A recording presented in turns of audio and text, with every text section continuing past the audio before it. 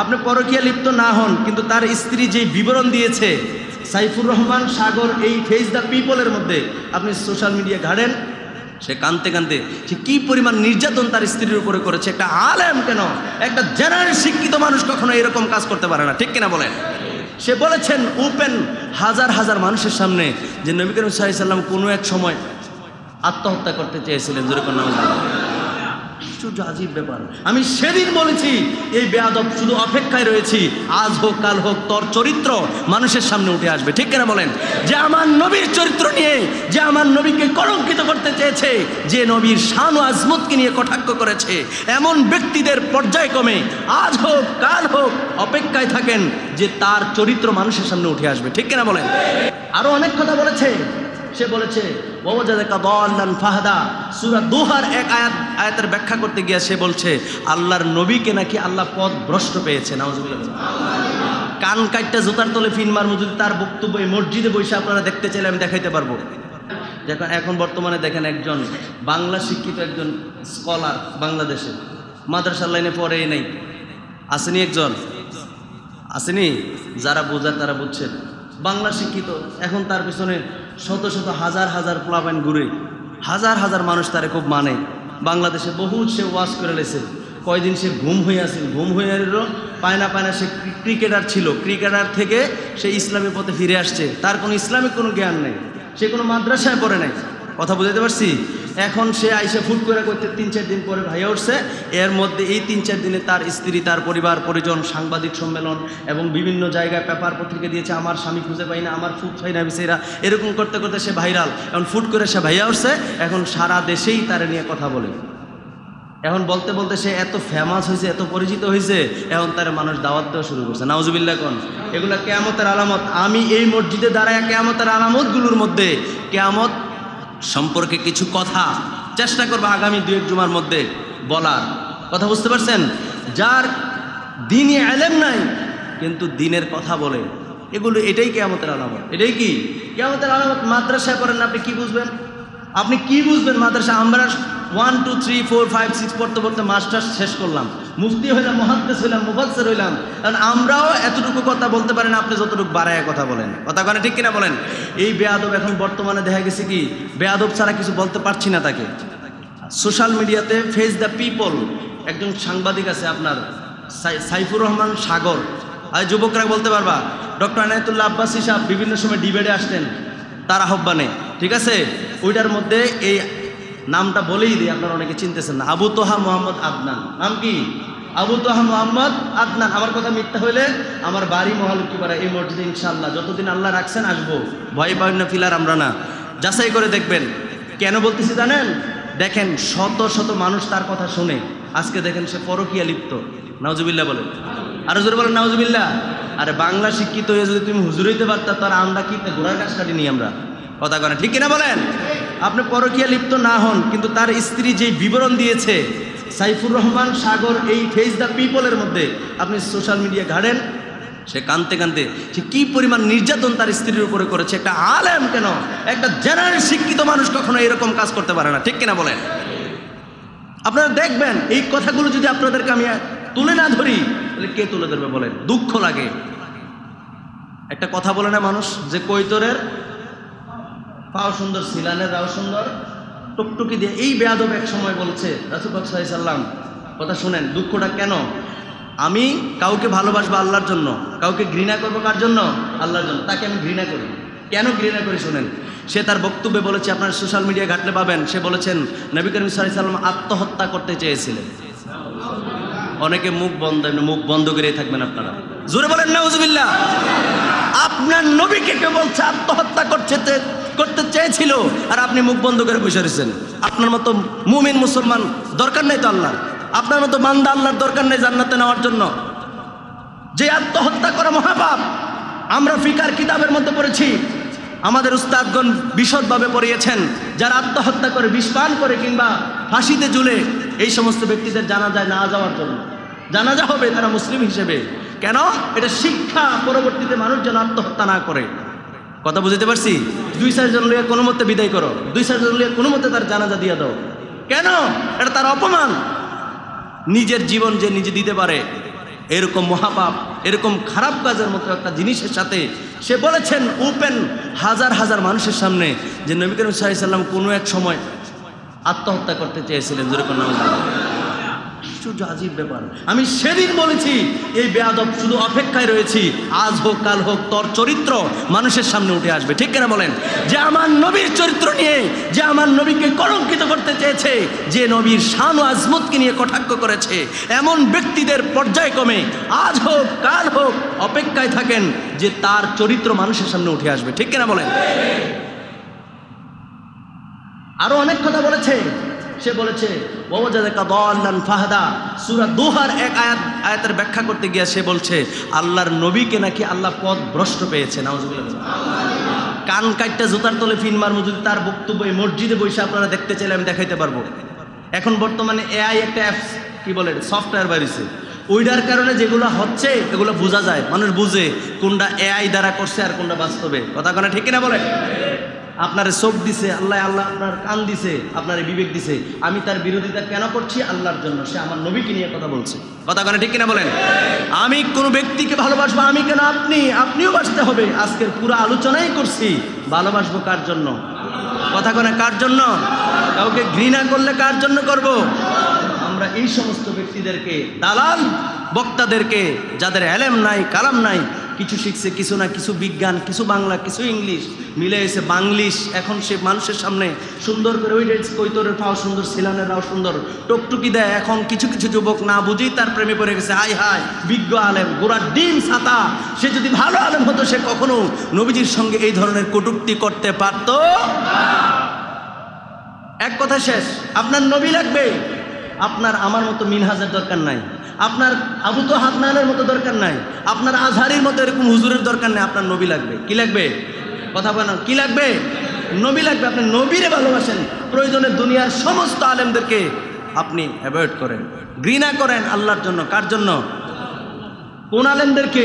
যারা কোরআন হাদিসের বাইরে কথা বলে, রাসূলুল্লাহর শানে কটাক্ষ করে, আল্লাহর শানে বেয়াদবি করে। কথা কি বুঝাইতে পারছি? কোন বুঝতে কোনো অসুবিধা হচ্ছে?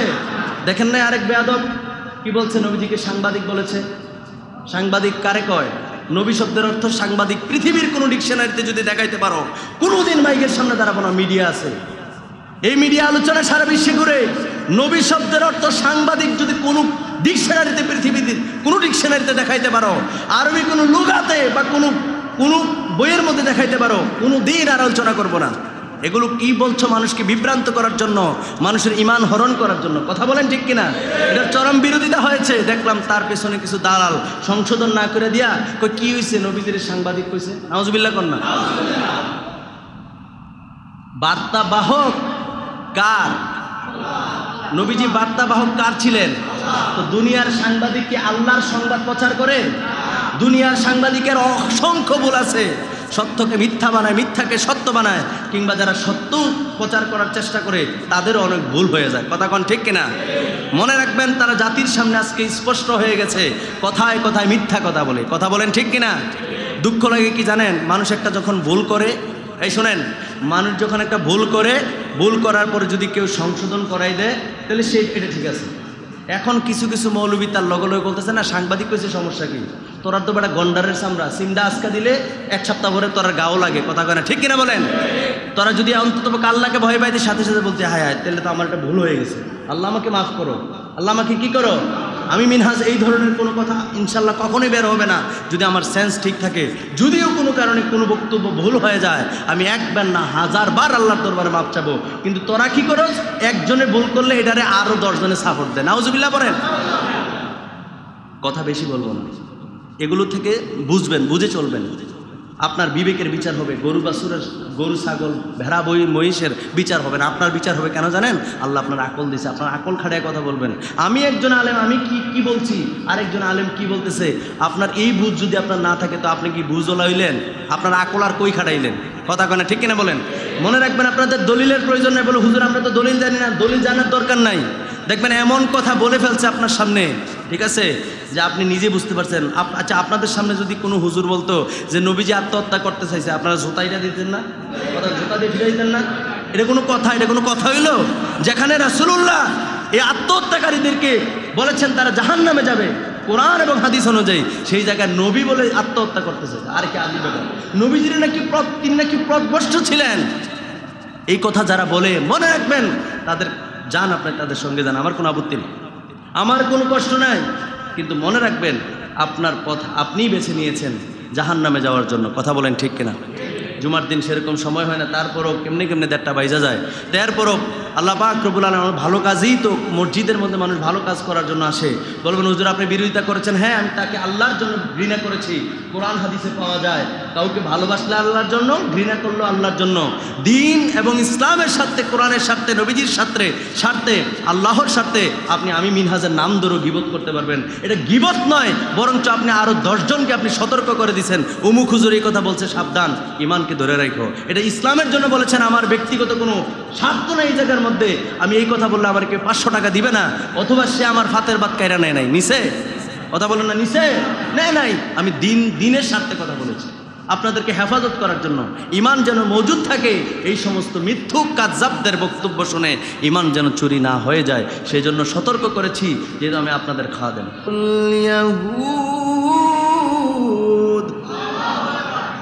لا تتخذوا اليهود والنصارى أولياء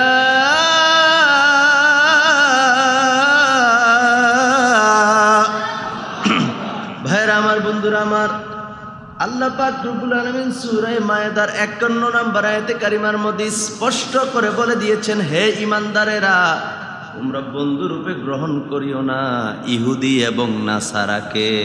কার কথা? কথা কোন? কার কথা?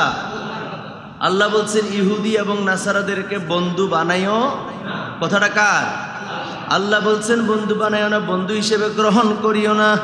তাহলে তাদেরকে আল্লাহ যেহেতু বলেছেন, তাদেরকে ঘৃণা করব কার জন্য? কথা কয় না, কার জন্য? আল্লাহর জন্য তাদেরকে ঘৃণা করব। যেহেতু আমি আলোচনার বিষয়বস্তু বলেছি, আল্লাহর জন্য কাউকে ভালোবাসলে আল্লাহর জন্য বাসবো, কাউকে ঘৃণা করলেও আল্লাহর জন্য ঘৃণা করব। ঠিক না বলেন? আমার প্রিয় ভাইরা, আমার বন্ধুরা, নিশ্চয় আল্লাহ পাক রব্বুল আলামিনের নিকট অধিক প্রিয় আমল হলো আল্লাহর সন্তুষ্টিতে ভালোবাসা। সুবহানাল্লাহ বলেন। আল্লাহর কাছে অধিক প্রিয় জিনিস কি? ইন্না আহাব্বাল আমালি ইলাল্লাহ, আল্লাহর কাছে অধিক প্রিয় আমল হলো আল হুব্বু ফিল্লাহ, আল্লাহর জন্য ভালোবাসা। জোরে কোন সুবহানাল্লাহ।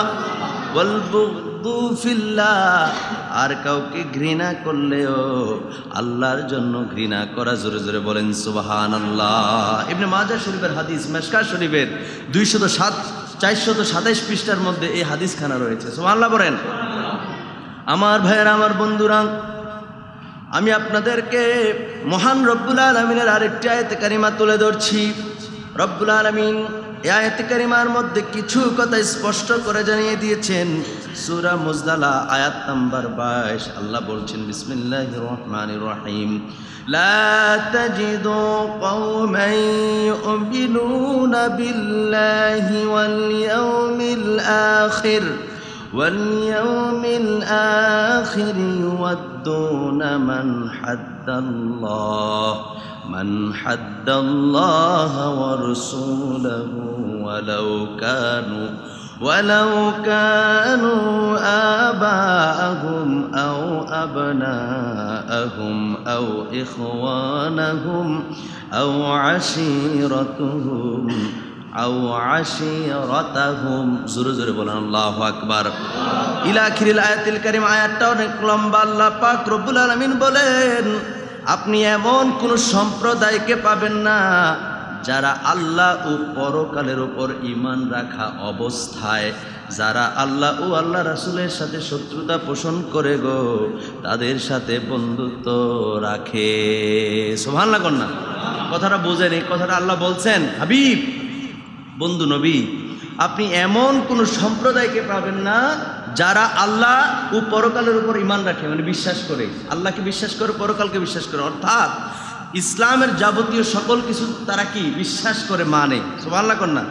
এই ধরনের কোনো ব্যক্তিকে পাবেন না ওই ধরনের ব্যক্তিদের সাথে সম্পর্ক রাখে যারা নাকি আল্লাহর সঙ্গে রাসূলের সঙ্গে শত্রুতা পোষণ করে। আল্লাহু আকবার বলেন। তাহলে আল্লাহর সঙ্গে যারা বেয়াদবি করে, রাসূলের সঙ্গে যারা বেয়াদবি করে, শত্রুতা পোষণ করে, তাদের সঙ্গে ইমানদার কখনো বন্ধুত্ব রাখতে পারে না। কথা কার? যদি দেখেন ব্যতিক্রম, নবীর সঙ্গে বেয়াদবি করে, আল্লাহর শানে শত্রুতা করে। আল্লাহর লগে কি কোনো বান্দা শত্রুতা করে পারবো? কিন্তু কোরআন আয়াত পাওয়া গেছে যে আল্লাহর সাথে শত্রুতা রাখে, নবীর সাথে শত্রুতা রাখে, বিদ্বেষ রাখে। এই শত্রুতা মানে হলো আল্লাহকে মানে না, অমান্য করে, ঘৃণা করে। কিংবা দেখবেন সমাজে এমন অনেক মানুষ আছে অন্য ধর্মাবলম্বী অথবা নিজের ধর্মের লোক ছিল মুসলিম, এখন নাস্তিক হয়ে গেছে। আছে না নাই? যেমন আমরা অনেক আশ্চর্য জিনিস দেখলে, যেমন যদি কেউ সমুদ্র সৈকত দেখার জন্য যায়, কক্সবাজার কিংবা আপনার এই সেন্ট মার্টিন, এগুলোতে যদি আমরা যাই, সুন্দর সুন্দর জিনিস দেখলে আমরা বলি সুবহানাল্লাহ, আলহামদুলিল্লাহ। কার প্রশংসা করি? আরে কথা কেনা কার? নাস্তিকরা কয় কেন সুবহানাল্লাহ কি হলো, নাউজুবিল্লাহ করল। তো এগুলো প্রাকৃতিকভাবে হয়েছে, সুবহানাল্লাহ আবার কেডায়? নাউজুবিল্লাহ বলেন। তাহলে সে যে এই কাজটা করছে, তাহলে তার সাথে আমার কোনোদিন বন্ধুত্ব হবে না। এই কথাটা কে বলছেন? আল্লাহ বলছেন যে আমি আল্লাহর সঙ্গে এবং আমার নবীর সঙ্গে যারা বিদ্বেষ রাখে, শত্রুতা পোষণ করে কিংবা বেয়াদবি করে, তাদের সঙ্গে কখনো ইমানদার সম্পর্ক রাখতে পারে না। সুবহানাল্লাহ বলেন। এই জন্য আমরা বলি যারা নবীর সাথে বিদ্বেষ রাখে তাদের সঙ্গে বৈবাহিক সম্পর্ক জায়েজ নাই, না জায়েজ, হারাম। ঠিক কিনা বলেন? যারা নবীর সঙ্গে বেয়াদবি করে, যারা আল্লাহর শানে বেয়াদবি করে গো, তাদের সঙ্গে কোনো সম্পর্ক করা যাবে না, আত্মীয়তা করা যাবে না, যাবে না, যাবে না। কথা কোন ঠিক কিনা? কারণ আল্লাহ বলছেন ইমানদার কখনো এই ধরনের ব্যক্তিদের সঙ্গে বন্ধুত্ব রাখতেই পারে না। যদি আপনি রাখেন তাহলে বোঝা গেল আপনিও বেঈমান। আপনিও কি বেঈমান? কারণ আল্লাহর কথা মিথ্যা হইতে পারে না। আমি বান্দা, আমার কোন কথা ভুল হইতে পারে, মিথ্যা হইতে পারে। ঠিক কিনা বলেন? আমার প্রিয় ভাইয়েরা, আমার বন্ধুরা, এরপর আল্লাহ পাক রব্বুল আলামিন আরো জানিয়ে দিলেন তাদের সাথে বন্ধুত্ব রাখি না, বরং তাদের সাথে শত্রুতা রাখে। যদিও তারা মুমিনগণের পিতা, পুত্র, ভাই কিংবা নিজ গোত্রের লোক হয়, আমার আব্বাও যদি হয়, আমার ছেলেও যদি হয়, আমার ভাইও যদি হয়, কিংবা আমার পরিবারের যদি কেউ হয়, কিংবা আমার বংশের যদি কেউ হয়, আমার সমাজের যদি কেউ হয়, আমার গ্রামের যদি কেউ হয়, আল্লাহ কয় তাদের সঙ্গে শত্রুতা পোষণ করে ইমানদারেরা। জোরে কোন সুবহানাল্লাহ। আহা, স্পষ্ট করে আল্লাহ জানাই দিয়েছেন, স্পষ্ট করে বলে দিয়েছেন। এই কথাগুলো কেন বলতেছি একটু পরে বুঝবেন। কারণ আমি প্রায় সময় বর্তমান যুগ উপযোগী কিছু কথা বলার চেষ্টা করি। কথা করা ঠিক কিনা বলেন? কারণ বর্তমানে ঘটে যাওয়া বাংলাদেশের কিছু বর্তমান হালত, বর্তমান অবস্থার আলোকে কিছু না কিছু বলার চেষ্টা করি। ঠিক কিনা বলেন? একটু পরে বলবো। এই কথাগুলো কেন বলছি শুধু মনে রাখেন, আল্লাহ বলে দিয়েছেন যদি সেটা তার পিতাও হয়, তার ভাইও হয়, তার বংশের কেউ হয়, তার পরিবারের কেউ হয়, তার সমাজের কেউ হয়, তার গোত্রের গোষ্ঠীর যদি কেউ হয়, আল্লাহ পাক রব্বুল আলামিন বলেন তাদের সঙ্গে তাদের কোনো ইমানদারের কোনো বন্ধুত্ব হয়ই না, বরঞ্চ শত্রুতা থাকে। কথা বলেন ঠিক কিনা? বিদ্বেষ রাখে যে আমার আল্লাহকে গালি দেয়, যে আমার রাসূলকে নিয়ে কটাক্ষ করে, সে কখনো ইমানদারের বন্ধু হতে পারে। আওয়াজটা শুরু হইলো, জোরে বলেন, ইমানদারের বন্ধু হতে পারে। কথা কি আমার না আল্লাহর? আয়াত নাম্বার 22, সূরার নাম সূরা মুজদালাহ। নিজে পড়বেন, বুঝে না আসলে বাড়ি থেকে তাফসীর সহ পড়বেন, বুঝে আসবেন। আমার প্রিয় ভাইয়েরা, আমার বন্ধুরা, এরপর আল্লাহ পাক রব্বুল আলামিন এই আয়াতে কারিমার মধ্যে বলছেন এরা হচ্ছে ওই সব লোক যাদের অন্তরগুলোতে আল্লাহ পাক রব্বুল আলামিন ঈমান অঙ্কিত করে রেখে দিয়েছেন, অঙ্কন করেছেন, বা দৃঢ় বিশ্বাসের সাথে যারা রয়েছে। জোরে বলেন সুবহানাল্লাহ। এবং তিনি তার নিকট হতে রূহ দ্বারা তাদেরকে সাহায্য করেছেন। ইমানদারদেরকে সাহায্য করে কে? আরে গত আওয়াজটা শুরু হয় আমি বুঝলাম না। গত জুমায় আপনাদেরকে একটা আয়াত করে শোনাইছি না? আপনাদেরকে আবার একটু করে শোনাই নাই তো আপনারা ভুলে যাচ্ছেন আমার মনে হয়। আল্লাহ পাক রব্বুল আলামিন সূরা বাকারার 157 নম্বর আয়াতে কারিমার মধ্যে আল্লাহ বলছেন, 257 নম্বর আয়াত, আল্লাহ বলছেন বিসমিল্লাহির রহমানির রহিম, আল্লাহু ওয়ালিউল্লাযীনা আমানু ইউখরিজুহুম মিনাজ যুলুমাতি ইলান নূর। আল্লাহ বলছে না ইমানদারদের বন্ধুকে, আহারে কথা বলেন, আল্লাহু ওয়ালিউল্লাযিনা আমানু, আল্লাহু ওয়ালিউন, আল্লাহ বন্ধু, আল্লাযিনা আমানু, যারা ঈমান এনেছে, ঈমানদার মুমিন মুত্তাকি, তাদের বন্ধু হলো আল্লাহ। জোরে বলেন সুবহানাল্লাহ। আল্লাহ বলছেন ইউখরিজুহুম মিনাজ জুলুমাতি ইলান নূর, আমি আল্লাহ জুলমাত মানে অন্ধকার থেকে ইলান নূর, নূর মানে আলো, আলোর দিকে আমি আল্লাহ তাদেরকে পরিচালিত করি। জোরে বলেন সুবহানাল্লাহ। তাহলে ঈমানদারের বন্ধুকে, কথা ছোড়াই কেন, ঈমানদারের বন্ধুকে আল্লাহ। তো আল্লাহ এই আয়াতের মধ্যে বলছেন যে আমি আল্লাহ পাক রব্বুল আলামিন তাদেরকে সাহায্য করে থাকি। জোরে বলেন সুবহানাল্লাহ। তো আল্লাহ তো ঈমানদারদেরকে সাহায্য করবেনই, তিনি আমাদের বন্ধু। কথা কয় না, ঠিক কিনা? আপনার বন্ধু যদি একটা ভালো মানুষ হয়, মসজিদের খতিব যদি আপনার বন্ধু হয়, সে আপনাকে কখনো কুপরামর্শ দিতে পারে না, খারাপ পরামর্শ দিতে পারে না। একজন 5 ওয়াক্ত নামাজি, সে হারাম খায় না, সে সুদ খায় না, ঘুষ খায় না, বড়দেরকে শ্রদ্ধা করে, ছোটদেরকে স্নেহ করে, আত্মীয় স্বজনদের সঙ্গে সুসম্পর্ক বজায় রাখে, বাবা মার সঙ্গে আদিব, বাবা মার সঙ্গে উত্তম আচরণ করে। এই ধরনের কোনো ব্যক্তির সঙ্গে যদি আপনার সম্পর্ক থাকে, সমাজের কোনো ভালো মানুষের সঙ্গে, সে আপনাকে কোনোদিনও ভুল পথে পা রাখার জন্য উৎসাহিত করবে না, বরঞ্চ ভুল পথে থাকলে আপনাকে টেনে ভালো পথে নিয়ে আসবে। ঠিক কিনা বলেন? তো যার বন্ধু আল্লাহ, যার বন্ধুকে আল্লাহ, তো আল্লাহ তো সাহায্য করবেন। আল্লাহ আয়াতে কারিমার মধ্যে বলছেন আমি তাদেরকে সাহায্য করি। কাদেরকে? ওই যারা ভাই হোক, বোন হোক, বন্ধু হোক, বাবা হোক, পরিবারের লোক হোক, নবীর সঙ্গে বেয়াদবি করে, আল্লাহর সঙ্গে শত্রুতা পোষণ করে, বেয়াদবি করে, অবমাননা করে, তাদের সঙ্গে যারা বন্ধুত্ব রাখে না, তাদেরকে আল্লাহ সাহায্য করে। জোরে বলেন সুবহানাল্লাহ। কোনো ব্যাখ্যা না, কোনো তাফসির বলতেছি না, আমি কোরআনে আয়াত বলতেছি, একদম সহজ সরল বাংলা বলতেছি। সুবহানাল্লাহ বলেন। তাফসিরের দিকে গেলে তো আপনাদের মাথাই নষ্ট হয়ে যাবে। এই আয়াতের তাফসির পড়লে আপনি আশ্চর্য হয়ে যাবেন। তাফসিরের দিকে যাচ্ছি না, অনেক সময় লাগবে। আমার প্রিয় ভাইয়েরা, আমার বন্ধুরা, আল্লাহ তাদের ব্যাপারে কিছু আপনার কি বলে সুসংবাদ দিচ্ছেন। সুসংবাদগুলো কি আল্লাহ বলেন? আল্লাহ পাক রব্বুল আলামিন বলেন, আর তিনি তাদেরকে জান্নাত সমূহ প্রবেশ করাবেন। ইউদখিলুহুম জান্নাতিন তাজরি মিন তাহতিহাল আনহার। আল্লাহ কয় আমি আল্লাহ ওই বান্দাদেরকে জান্নাতে প্রবেশ করায় দেব। কোন জান্নাত? যে জান্নাতের নিচ দিয়ে নদী সমূহ প্রবাহমান। যেরকম সুবহানাল্লাহ, নহর জারি, এমন জান্নাতে প্রবেশ করায় দেব। আল্লাহ বলেন খালিদিনা ফিহা, তাদেরকে একবার প্রবেশ করায় দেব, তারা চিরস্থায়ী হয়ে যাবে, আর কখনো বের হওয়ার প্রয়োজন হবে না। সুবহানাল্লাহ বলেন। তাহলে কি করতে হবে? আল্লাহরে যারা গালি দেয়, নবীরে যারা গালি দেয়, নবীর সামনে যারা বেয়াদবি করে, তাদের সঙ্গে কোনো বন্ধুত্ব চলবে কথা কোনো বন্ধুত্ব চলবে। সূরা মুজদালা আয়াত নাম্বার 22। সূরা মুজদালা আয়াত নাম্বার কত? 22। তাহলে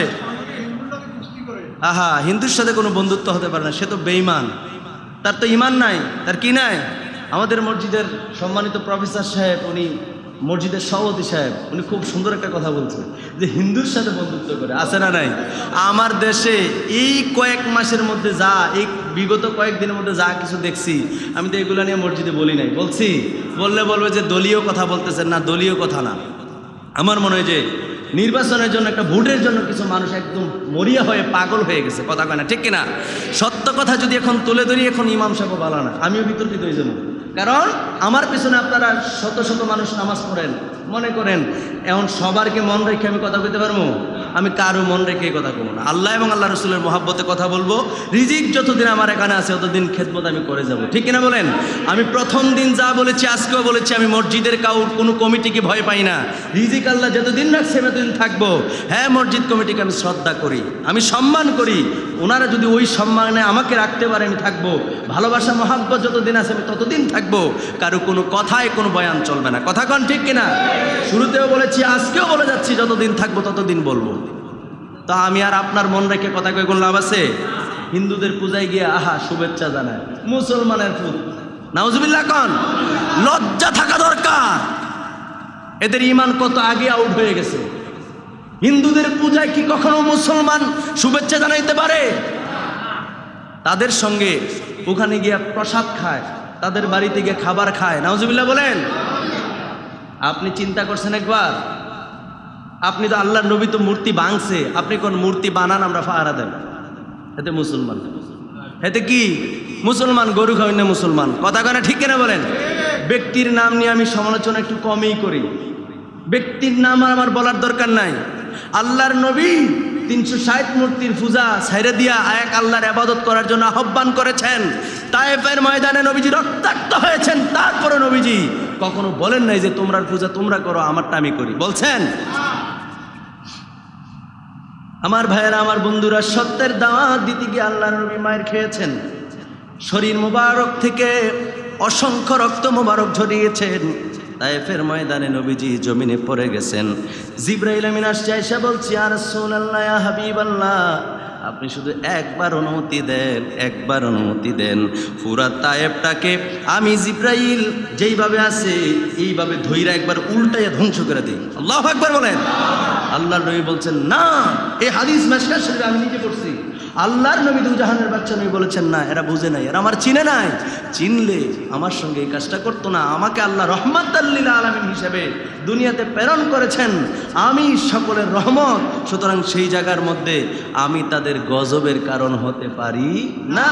মায়ের খেয়ে খেয়ে নবীজি রক্তাক্ত হয়েছেন, সারাটা শরীর জর্জরিত হয়ে গেছে, পাথরের আঘাতে পুরাটা শরীর ক্ষত বিক্ষত হয়ে গেছে। এরপরে রাসূলুল্লাহ কখনো তাদেরকে বদদুয়া দেন নাই। জিবরাইলকে বলেছেন না জিবরাইল, না, তুমি জমিন উল্টে দিলে একসাথে সবাই জমিনের নিচে চাপা পড়ে যাবে, এটা আমি রহমাতুল লিল আলামিন করতে পারি না। জোরে বলেন সুবহানাল্লাহ। ইমানদার, সেই ইমানদার গিয়া প্রসাদ খায়, আর কি বলে প্রসাদ নেই কয় নাকি, প্রসাদ কয়, তারপরে খায়, এরপরে কোলাকুলি করতেছে, হরে কৃষ্ণ হরে রাম ভাইয়া ভাইয়া হরে রাম, আর কত কিছু আছে না নাই? আরে তারারটা তারার করতো না, তুমি গিয়ে হেন নম নম করো, কি তা তোমার তো দরকার নাই। তোমার অনুদানে তুমি যদি মনে করো দায়িত্বশীল, এই এলাকার মধ্যে যদি কোনো হিন্দু ভাই থাকে, তাদের পূজার মধ্যে তোমার যদি দায়িত্ব হিসাবে প্রয়োজন হয়, তুমি অন্যান্য ভালো কাজে তাদেরকে টাকা দাও, পূজা করার জন্য না, মূর্তি বানানোর জন্য নয়। অসহায় ব্যক্তিকে তার সহায় হও, কোনো সমস্যা নাই, ইসলাম এটা জায়েজ। কিন্তু তাই বলে তুমি মূর্তি পূজায় গিয়ে বলো পূজা, আর কি বলে মূর্তি যত পারেন বানান, সমস্যা নাই, আমরা পাহারা দেব। মাজার ভাঙ্গে তারা, আর হিন্দুরার পূজায় গিয়া মূর্তি পাহারা দেয়। কথা কন ঠিক কিনা? আমার প্রিয় ভাইয়েরা, আমার বন্ধুরা, তাহলে ইমানদারদের বন্ধুকে, এটা আল্লাহর আয়াত থেকে, কোরআন থেকে বলছি, ইমানদারদের বন্ধুকে আল্লাহ। আল্লাহ তাদেরকে বন্ধুতে শুধু বন্ধুত্ব দিছে না, এরপরে সর্বশেষ বলে দিয়েছেন যে আমি আল্লাহ পাক রব্বুল আলামিন তাদেরকে এমন জান্নাতে প্রবেশ করাই দেব, যে জান্নাতের নিচে নহর জারি। জোরে বলেন সুবহানাল্লাহ, আর জোরে বলেন সুবহানাল্লাহ।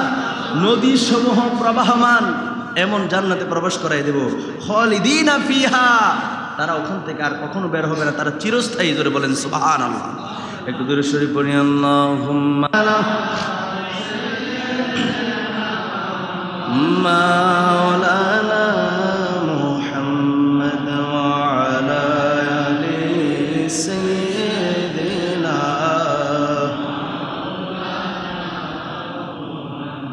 আমার প্রিয় ভাইরা, আমার বন্ধুরা, জুমার দিন সেরকম কোনো সময় থাকে না, যার কারণে বিস্তারিতভাবে বেশি একটা আলোচনা করা যায় না।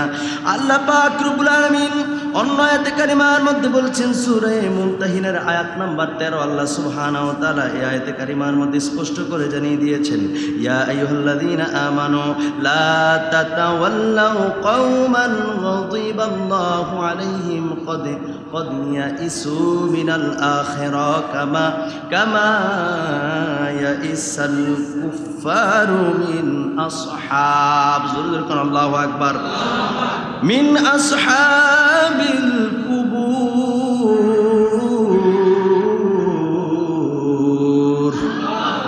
আল্লাহ সুবহানাহু ওয়া তাআলা স্পষ্ট করে জানিয়ে দিয়েছেন, হে ঈমানদারগণ, তোমরা ওই সমস্ত লোকদের সঙ্গে বন্ধুত্ব করিও না যাদের প্রতি আমার আল্লাহ পাক রব্বুল আলামিন রাগ করেছেন, রাগান্বিত অবস্থায় রয়েছেন।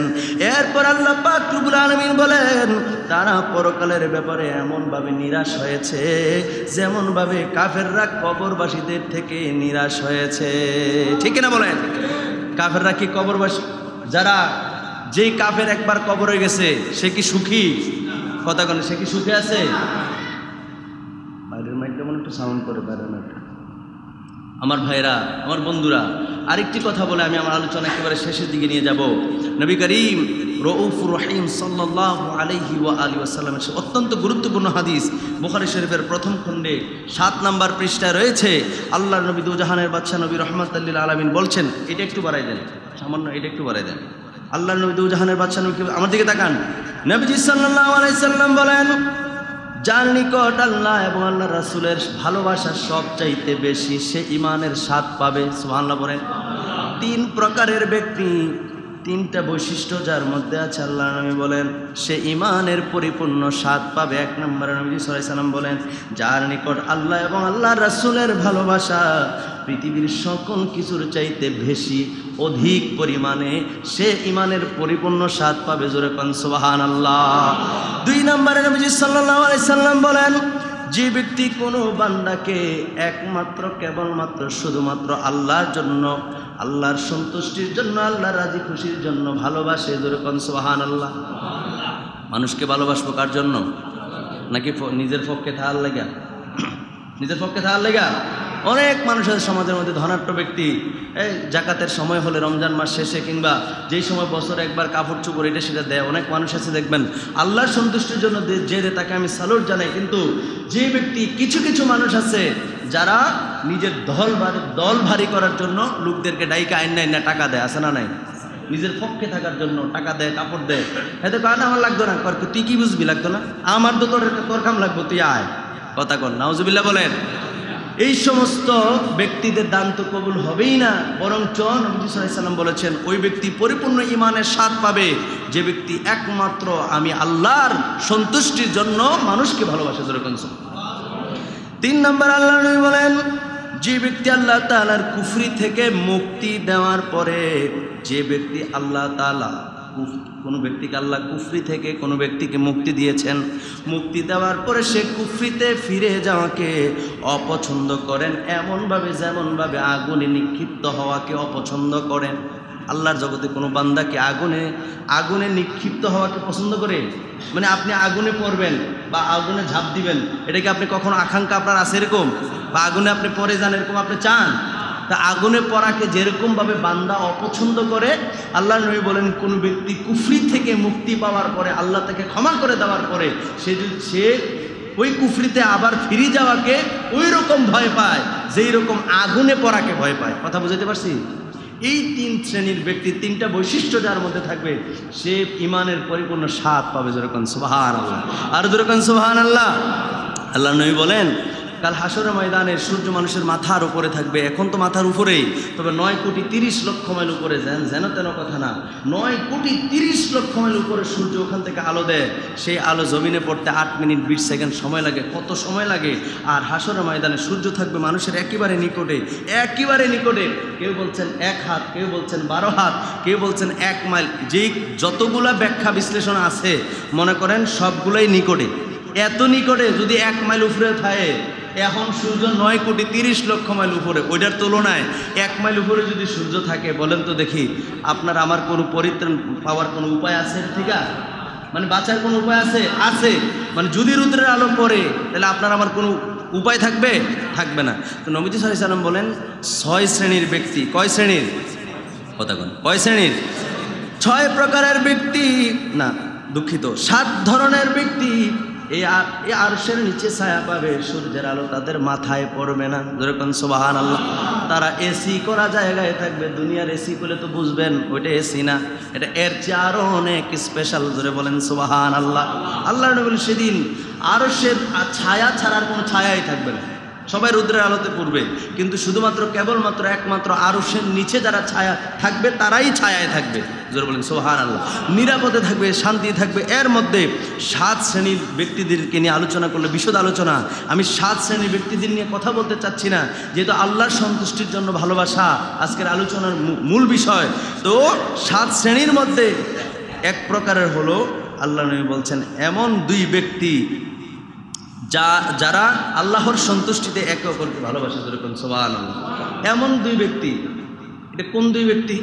যেমন আপনি, আপনার ভাই হতে পারে, আপনার কোনো বন্ধু হতে পারে, একসাথে ব্যবসা দিয়েছেন, আছে না নাই? অথবা সকাল বিকাল একসাথে চা খান, উঠেন বসেন। এই ভালোবাসাটাও কার জন্য? কথা বলেন, কার জন্য? এখন আপনার 2 জন হোক আর 3 জন হোক, 5 জন, 10 জন হোক, সমস্যা নাই। কিন্তু হাদিস শরীফের মধ্যে 2 জন দিয়ে বুঝাইছে বন্ধুত্ব করতে হলে তো একা একা বন্ধুত্ব হয় না, কথা কেন হয়? 2 জন তো লাগবে অন্তত, আরেকজন তো লাগবে। এই জন্য 2 জনের কথা আসছে, অর্থাৎ বোঝানো হয়েছে যে এমন 2 ব্যক্তি যারা একে অপরকে ভালোই বাসে আল্লাহর জন্য। জোরে বলেন সুবহানাল্লাহ, আর জোরে বলেন সুবহানাল্লাহ।